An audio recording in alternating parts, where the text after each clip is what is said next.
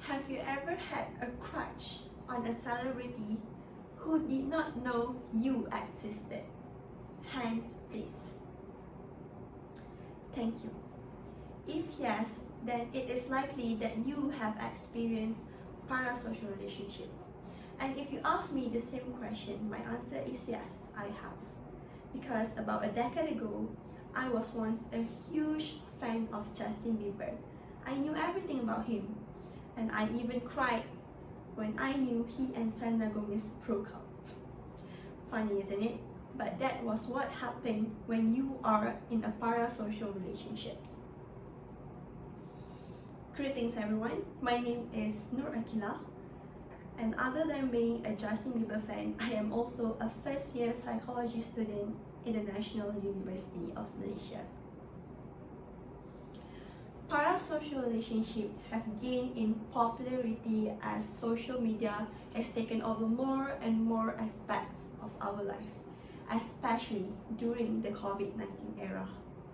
According to Sally Taryn, a licensed clinical psychologist and associate professor at the Wellesley College who studies parasocial interactions, a parasocial relationship is an imaginary, one-sided relationship that an individual forms with a public figure whom they do not personally know. So today, I would like to share with you 3 important aspects that you should know about parasocial relationships. The first aspect concerns the concepts of parasocial relationships.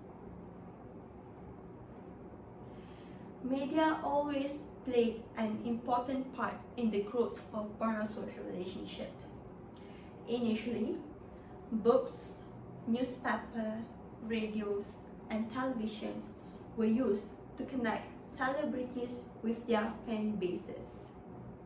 These conversations were entirely one-way, but with the advancements of internet and social media, we can all now engage in some degree of two-way communications with our favorite celebrities.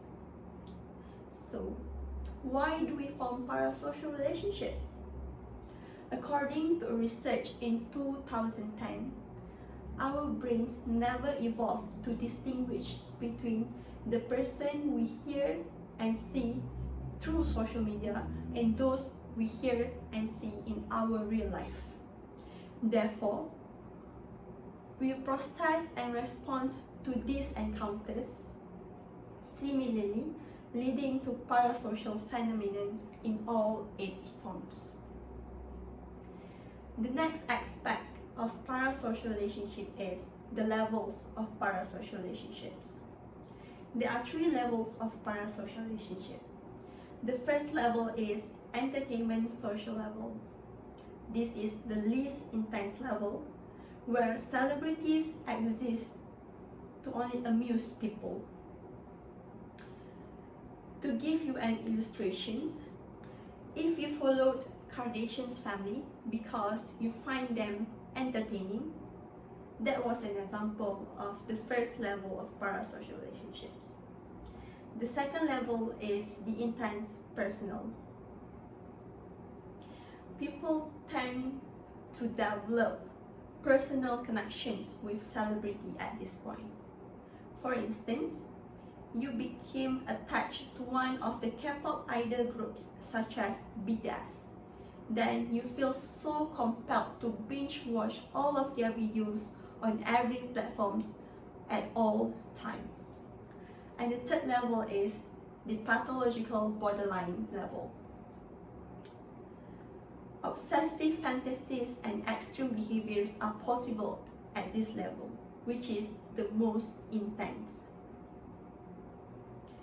For instance, spending a lot of money to see that person or to obtain the person's attention, or even engaging yourself in unlawful activity such as stalking.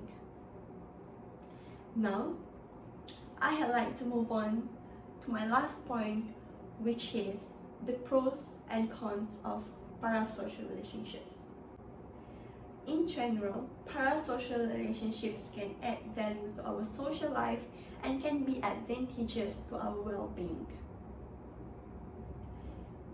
We can reduce stress by using them as a source of entertainment.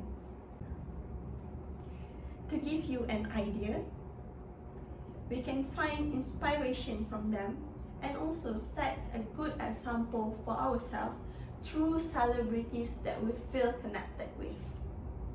And as for the cons of parasocial relationships, it mostly becomes an issue at the pathological borderline level. For instance, at this level, they may push a person to act in extreme ways, such as celebrity stalking and even breaking the laws.